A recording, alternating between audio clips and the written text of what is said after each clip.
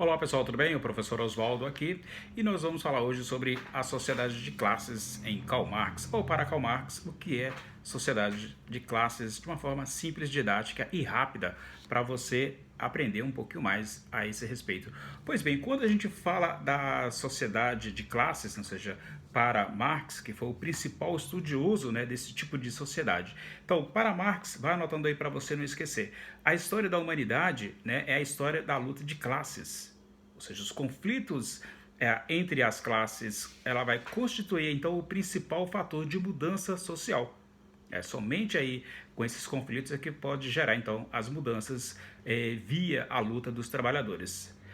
Segundo ele também, nas sociedades de classes, né, na sociedade capitalista, ou seja, as relações de produções, ela vai dar origem a quê? A camadas sociais diferentes e antagônicas, ou seja, o conflito entre a burguesia que são os proprietários, né, e o proletariado, que são os trabalhadores. Então, há o conflito, o choque de ideias. De um lado você tem burguesia e do outro você tem os trabalhadores, então os proletariados. Então, quando há o conflito, né, há esse choque de mudança, ou seja, as contradições que mantêm entre si e que forjam, né, e estruturam, né, a própria sociedade, ou seja, a propriedade privada, né, é o bem e maior, né, e passa a ser preservado pela burguesia.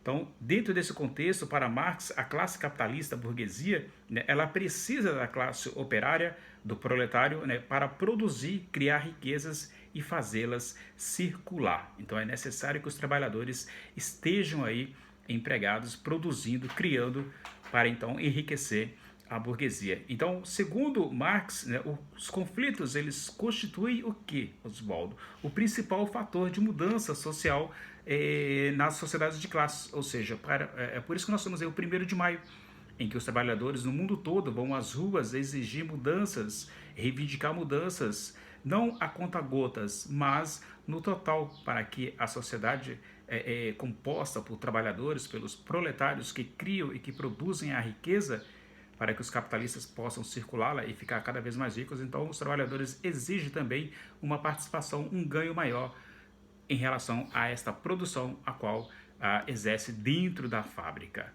Então, aí as mudanças existentes quando há o conflito. Então, quando nas sociedades de classes, para você entender o que eu quero dizer, eles chegam a um ponto que se torna insuportável nesse conflito, ocorre o quê? Ocorre uma revolução que vai transformar a sociedade, modificando, né, o modo de produção. Qual é o exemplo que eu posso dar para vocês? A Revolução Russa de 1917, quando, né, você tem ali os bolcheviques, né, assumindo o poder na figura de Vladimir Ilyich Lenin. Que aí existe a mudança, então passa a ter uma mudança, deixa de ser uma sociedade até então campesina, deixa de ser uma sociedade a qual havia exploração por parte da burguesia, então passa os trabalhadores a assumir o comando das fábricas, ou seja, há uma mudança de comportamento na sociedade, modificando assim então o modo de produção até então. Então, quando o conflito, há essa mudança, né, há uma revolução em que os trabalhadores então passam a exercer esse direito de mudar o modo de produção. Então, quando se fala de Brasil, né, ou seja, nós temos aí a pirâmide, imagine a pirâmide brasileira, compostas ali por 5 classificações. Embaixo, no 7º, você tem ali abaixo da pobreza. Aí depois você tem um pobre. Aí você tem a média baixa. Aí você tem a média. Você tem a média rica. Você tem a rica e você tem a bilionária. Então você tem aí a base, né, o pobre abaixo da pobreza, a média baixa, a média, dando sustentação para a média rica, para a rica e para a bilionária. Então há muita gente ainda que está ali na média e que se acha média rica, quando na verdade são trabalhadores que acordam cedo rumo ao trabalho para manter, né, a sua posição social. E aquele que está abaixo da pobreza é aquele que não tem nada no bolso nem nas mãos e que vive uma miséria total. Assim como também o pobre, que ainda tem o que comer. O abaixo da pobreza, este nem sequer o que comer tem. Então é por isso que precisa ter mudanças quando a gente fala de estratificação social em nosso país. Entenderam? Então, a estratificação e a exclusão social no Brasil ela é absurda. No Brasil, né, embora haja tantas barreiras para quem possui, né, menos, há a possibilidade de mobilidade social, né, do indivíduo que nasceu ali pobre, de repente ter a sorte, a felicidade de conhecer alguém que seja melhor do que ele financeiramente, ele ter que subir, ou seja, verticalmente, ele sobe, sai de um ponto e vai para outro. Pode acontecer?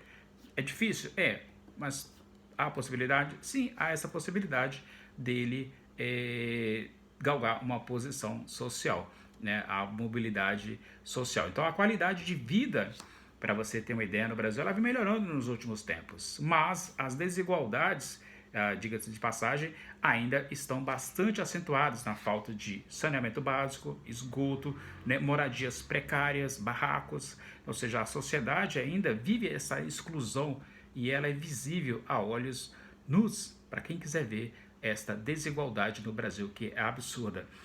Relatórios apontam com o Brasil sendo o pior país, ou seja, o pior índice, né, de desigualdade no mundo. Não é novidade nem para mim e nem tampouco para você que saibamos que o Brasil é um país desigual, absurdamente desigual.